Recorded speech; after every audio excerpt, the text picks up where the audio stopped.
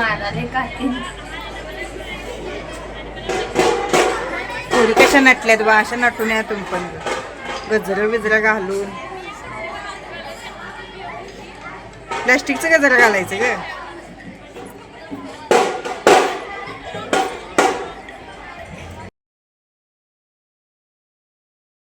तर मैत्रिणीनं असं असतं, रील बनवताना ही अशी मज्जा मस्ती चालू असते.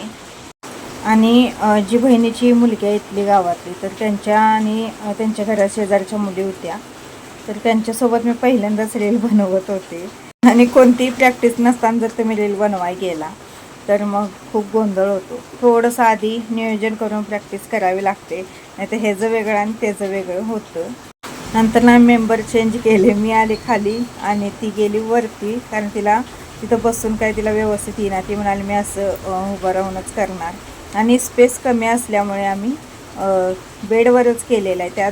त्यासनी काय केलं तर थोडंसं असं जे गुडघ्यावर असतं ते उभं राहावं म्हटलं. रील बनवताना खूप म्हणजे दंगा मस्ती मज्जा होते. 3च रील बनवल्या आम्ही, जवळजवळ अर्ध्या तासात 3 रील बनवल्या. आणि असा आडवा व्हिडिओ करायचं कारण म्हणजे उभ्यामध्ये आम्ही सगळी बसतच नव्हतो, कारण की स्पेस तेवढा नसल्यामुळे शूटिंगला असा आडवा व्हिडिओ करावा लागला. सगळ्या ओढण्या गॉगल, तरी गॉगल 2 काय 3 गॉगल मिळाले आणि दोघींना काय नव्हतेच, तर तिनं चष्मा घातलेला होता बहिणीच्या मुलगीने. तर सगळे एकत्र आले असं काही ते केलं तर आठवणीसुद्धा राहतात आणि तेवढीच करमणूकसुद्धा होते. आम्ही ज्यावेळी लहान होतो त्यावेळी असलं काय नव्हतं बघा, म्हणजे सगळं अंगणातले खेळ असायचे. असं मोबाईल टी व्ही हे कमी होतं पण कमी होतं. आता खूप जास्त प्रमाण वाढलेलं आहे. श्री स्वामी समर्थ मैत्रिणींनो, आजच्या व्हिडिओमध्ये तुमचं स्वागत आहे. शुभ दुपार. आज वार आहे सोमवार, माझा आहे उपवास. आणि जी चिक्की असते शेंगदाण्याची ती आणलेली आहे मी, आणि केळीचं चिप्स एक थोडं आणलेले. थोडंसं खाल्लं ते काही जास्त खाऊ वाटत नाही बघा. केळी चिप्स पण नाही, बटाटे चिप्स पण नाही, हे असलं काही जास्त खाऊ वाटत नाही, कारण हे उपवासामुळे आधीच तर पोट रिकामं असतं आणि ते तेलकट वगैरे खाल्ले की जास्त पित्ताचा त्रास होतो, त्यामुळं तसलं काय खाऊ वाटत नाही. आणि साडी गुलाबी नेसल्या, गुलाबी आणि हिरवं कॉम्बिनेशन पण छान वाटतं म्हणून मी हिरवं ब्लाऊज घातलेलं आहे. कॉटनची अशी साधी ब्लाऊज माझ्याकडे जास्त नाही आहेत पण जास्त नाही आहेत, 1-2-3च कलरचे आहेत. आता ह्याची पण बाही मी ठेवताना हे म्हणत होते की जास्त होत्या, पण आता मला ती कमी वाटायला लागल्या.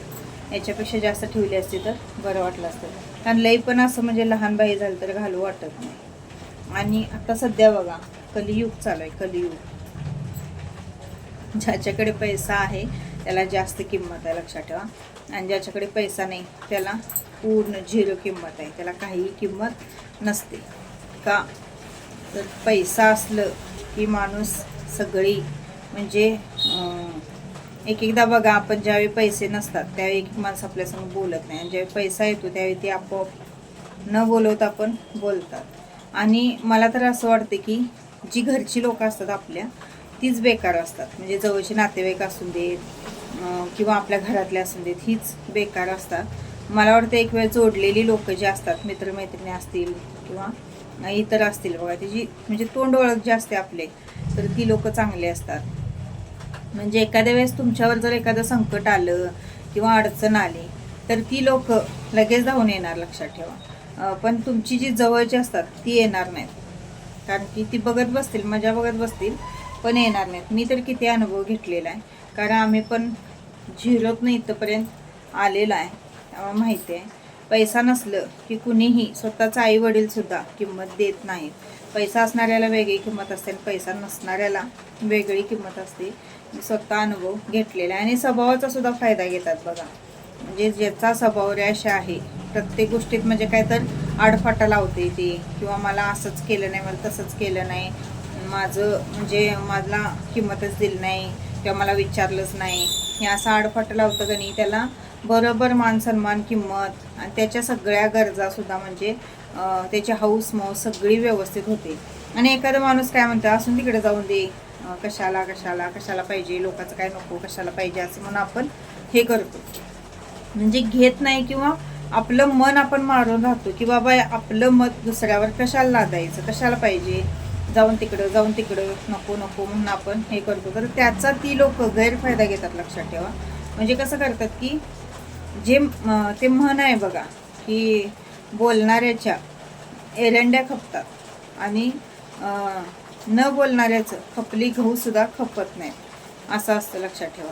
म्हणजे बोलणार माणूस असते ते एरंड्या जरी विकायला घेऊन बसलं तर त्याच्या खपल्या जातात, आणि जे माणूस काहीच बोलत नाही ते चांगलं खपली गहू जरी घेऊन बसलं तर त्याचं खपली गहूसुद्धा कोण घेत नाही. लक्षात ठेवा. म्हणजे अशी पद्धत आहे. चोराच्या उलट्या बोंबा म्हटल्यासारखं सगळे आहे, आणि ज्याचं कोण नाही त्याला देवच असतो. लक्षात ठेवा. माणसं तर अजिबात साथ देत नाहीत. माणसं जी भांडखोर असतात किंवा जी तोंडावर बोलतात, हट्ट करतात, त्यांना बरोबर म्हणजे सगळं हे करतात, नमून जातात, आणि जी शांत बसतात हे करतात त्यांचा गैरफायदा घेतात. आणि ह्या जगात आत्ता सध्या या कलियुगात तर कुणी कुणाचं नाही, फक्त पैसाच सगळ्यांचा आहे. लक्षात ठेवा. पैसा असला की तुम्हाला मग तुम्ही आणा बघा. पैसा नसला की तुमच्याजवळ काळं कुत्रंसुद्धा येत नाही. पैसा नसला की तुमच्याजवळ कोण येत नाही. लक्षात ठेवा. मी किती वेळा तर अनुभव घेतलेला आहे. मी लग्न ज्यावेळी आमचं झालं 2009ला, त्यावेळेपासून मी भाड्यानं राहिले. 10-11 वर्ष भाड्यात राहिली. म्हणजे तुम्हाला न सांगण्यासारखी परिस्थिती. अशा खोल्यातनी पण राहिले आम्ही. इथं तर राहिलो तिथं अशा वरनं गोगलगाय पडत होत्या. 500-500 गोगलगाय पडायच्या जवळ दिवसाला. किती पण झाकून ठेवा पण एवढी जरी फाट असेल तर त्यातनं गोगलगाय जाऊन बसायची. त्यावेळी स्त्री जवळजवळ 6-7 महिन्याचाच होता, आणि रांगत जाऊन तो गोगलगाय वेचून टाकायचा. एकदा अक्षरशः आम्ही गोगलगाय खाल्ल्यात सुद्धा, भाजीत नाही ते, कारण ती दिसायचीच नाही. ज्या बारक्या बारक्या गोगलगाय आहेत त्या दिसतच नव्हत्या. आणि असा पाऊस पडायला लागला की ते आपापच पडायच्या, कौलाला चिटकून बसायच्या आणि टाप टाप टाप टाप सगळ्या पडायच्या. भिंतीवरनी सुद्धा असं पूर्ण डिझाईन तयार व्हायची ते फिरून, गोगलगाय फिरून. त्या खोलीतनं दिवस काढलं. त्यानंतर आम्ही चांगल्या खोल्या केल्या. पण कसं असतं बघा, माणसाचं परिस्थिती लय वाईट असते. लक्षात ठेवा. परिस्थिती म्हणजे आपला पाठिंबा एक भक्कम पाहिजे, मनुष्यबळ चांगलं पाहिजे, तसेच आपल्याला शेती म्हणा, घर म्हणा पाहिजे. जर तुम्हाला शेती नसेल, घर नसेल, आणि माणसांचा स्वतःचा आईवडील तर आपल्या पाठनं खंबीर पाहिजेत. आता यांच्यात कसं, आमच्यात कसं होतं यांचं, तर आई सावत्रच आणि वडील पण तिचंच ऐकत होतं. त्यामुळे आम्हाला कुणाचाच म्हणजे सपोर्टच नव्हता. असून नसल्यासारखीच होती. आता काय सासरे वारलेच आमचे, सासूबाई काय त्यांच्या माहेरला गेल्या, त्यामुळं आता काही विषयच नाही. पण आई वडिलांचा पाठिंबा असला की कोण कुत्रंसुद्धा आपल्याला विचारत नाही. लक्षात. म्हणजे कोणाची अशी धमक नसते की आपल्याजवळ येऊन का बरं म्हणायची, कारण की आई वडील आपल्या पाठनं असतात. का माझ्या मुलाला बोलताय, किंवा का माझ्या मुलाला असं करताय तसं करताय, असं विचारायला कोणीतरी पाहिजे आपल्या पाठनं. आमची त्यांना बहीण पण नाही, भाऊ पण नाही, त्यामुळे विचारणार कोण. लई वाईट परिस्थिती असते. लक्षात ठेवा. भयंकर. म्हणजे 16-17 वर्षात मी अशी नमुनं माणसं बघितली, काय विचाराय नको. आणि सगळ्यांना हँडल करूसपर्यंत आणि हे करूसपर्यंत सगळं म्हणजे ती 17 वर्ष त्यातच गेली. कसलंही म्हणजे स्वास्थ्य नाही. लक्षात ठेवा. कसलंच नाही. एकदा वाटते म्हणजे नाही लग्न केलेलं बरं असं वाटतं. एकदा आपण राबून खाल्लो असतो तर बरं झालं असतं असं वाटते. आणि आईवडिलाच्या घरात असताना त्यांचं ते वेगळंच होतं आमच्या वेळी परिस्थिती. आणि लग्न झाल्यावर मग मुली परक्या होतात आईवडिलांना सुद्धा. लक्षात ठेवा. आईवडील म्हणतात तुमचं नशीब, तुमचं तुम्ही बघा जावा, म्हणजे अशी वाक्य येतात आईवडिलांची. पण खरं आईवडिलांनी पण लग्न झालं म्हणून मुलींच्याकडे तुमचं नशीब किंवा तुमचं तुम्ही बघा हे म्हणणं सुद्धा चुकीचं आहे. लक्षात ठेवा. कारण की कसं असतंय, एखाद्याची जर समजा एखाद्याची गाडी अशी चिखलात रुतल्या तर त्याला ढकलून माणूस पुढं लावते, त्याला खरं माणूस म्हणायचं. लक्षात ठेवा. ती चिखलात रुतलेली गाडी जर रुतल्या माहिती आहे आणि तिला ढकलून तुम्ही दरीत जर दिला तर त्याला काय म्हणजे अर्थ नसतो. लक्षात ठेवा. पण तशी लोक नाहीतच. आता कोण वर काढणारे कोण नाहीत. लक्षात ठेवा. चिखलात रुतले नव्ह तिथंच रुतून राहून दे म्हणणार आणि बघत बसणार, खरं हे करणार नाही. अशी लोक आहेत. माझा तर असं माणसांवरनं विश्वास उडून गेलेला आहे की कुणाला आपलं म्हणायचं, कुणाला परकं म्हणायचं. आता आम्ही ज्यावेळी घरकुल घेतले त्यावेळी पण म्हणजे इकडनं तिकडनं आम्ही पैसे काढून जवळजवळ मला वाटते 3-3.5 लाख रुपये आम्ही त्यात. व्याज तर आमचं किती गेलं त्याचा हिशोबच नाही पैशाचा. आमचं आयुष्य मला वाटते आम्ही लोकाला व्याज देण्यातच जाणार. आणि आता जागा बिगा घ्यायची म्हटलं तर ते तर स्वप्नातच होणार, लक्षात ठेवा. कारण ते होत नाही. आणि आपण आईवडिलांच्या घरात असताना किती आईवडिलांचा विचार करतो की माझ्या आईला म्हणजे आमच्या आई बाबाची परिस्थिती अशी आहे, तर आपण हे करायला नको, ते करायला नको. आणि आमच्या तर आईच्यात हार वगैरे होते तर आम्ही करत होतो, हार करतो. आई आमची कधी घरात नसायची, कामाला जायची. तर ती कामावरून आल्यावर आम्ही म्हणायचं की दमून आली असेल, तिला बसून दे, विश्रांती करून दे म्हणून तिला जागेवर पाणी द्यायचं, जेवण द्यायचं. खरं कसं असतं बघा, आत्ता आपली कुणाला काळजी वाटत नाही, लक्षात ठेवा. त्यांची मुलं. आणि शेवटी कसं येतं बघा, बोलणं कसं येतं, मुलगा बघणार आहे म्हणून तुम्ही बघणार आहे का, असं नसतं, लक्षात ठेवा. मुलगाच बघतो असं काय नसतं. मुलींना पण लाजा असतात, मुली पण बघणारच तुम्हाला तिथं काय व्हाल तर मुलींना चैन इथं पडत नसतो.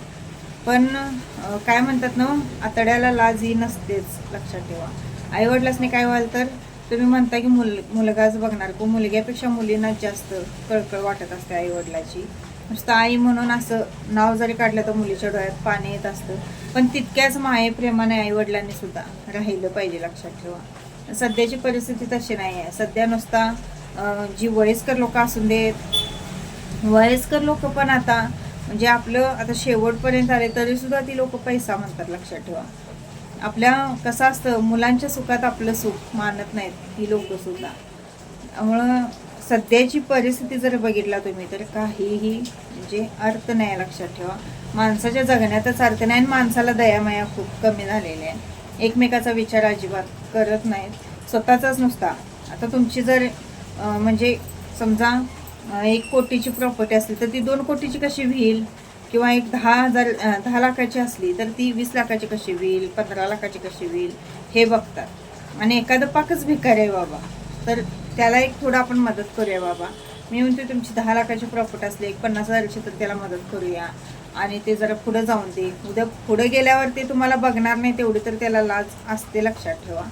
पण तशी लोक नाही आहेत आता सध्या, अजिबात नाहीत. नुसता स्वतःचा विचार करायचा, स्वतः कसं जास्त मिळेल, स्वतः कसं. आणि एक मला तर माहिती आहे बघा की जास्त केलं ते दुसऱ्यासाठी असतं आणि थोडं जे करतो आपण ते स्वतःसाठी असतं, लक्षात ठेवा. कारण की लई अति जर आपण हाव केलो तर ते सगळं दुसऱ्यालाच जातं. आणि थोडं मिळवा आणि त्यात समाधान राहावा तर ते स्वतःच्या म्हणजे उपयोगाला येतं, लक्षात ठेवा. पण हे लोक विसरून जातात. आत्ता तर लोकांना नुसतं एवढे हाव सुटल्या, आता जागे जर एवढं वाढलेले आहेत, सोन्यात जर एवढं वाढलेलं आहे, नुसतं ते सोनं जागा ह्याच्याच पाटणा आहेत. एक झाली तर दुसरी कसं होईल, दुसरी झाली तर तिसरी कशी होईल, तिसरी झाली तर चौथी कशी होईल, चौथी झाली तर मग सोनं कसं होईल. म्हणजे ह्याच्याच पाटणा लोक बसलेले आहेत. लोकांना आपल्या आजूबाजूच्यांचं किंवा ह्याचं काही पडलेलं नाही आहे. अशी परिस्थिती सगळ्यांच्या घरात जवळजवळ 90% असणार आहे. 10%च कुठं तर लोक अशी माया प्रेम, आणि ती पण खेड्यापाड्यात बघायला मिळतात बघा. सिटी लेवलला लोकांना दयामाया कमी असते, लक्षात ठेवा. खेड्यापाड्यात मुलींचा पाहुणचार म्हणा, येणं जाणं म्हणा, किंवा मुलींच्याकडे लक्ष देणं म्हणा, हे खूप चांगल्या जरी ती आई रोज उठून भांगल्या जात असेल तरी सुद्धा ती भांगलून पैसे साठवणार. खरं मुलगीला माझे हे पाहिजे, नातवाला माझे ते पाहिजे, मग ती सगळं करणार. तसं सिटी लेवलला होत नाही, लक्षात ठेवा. सिटी लेवलला लोकांना नुसता पैसा गोळा करायची सवय लागलेली असते.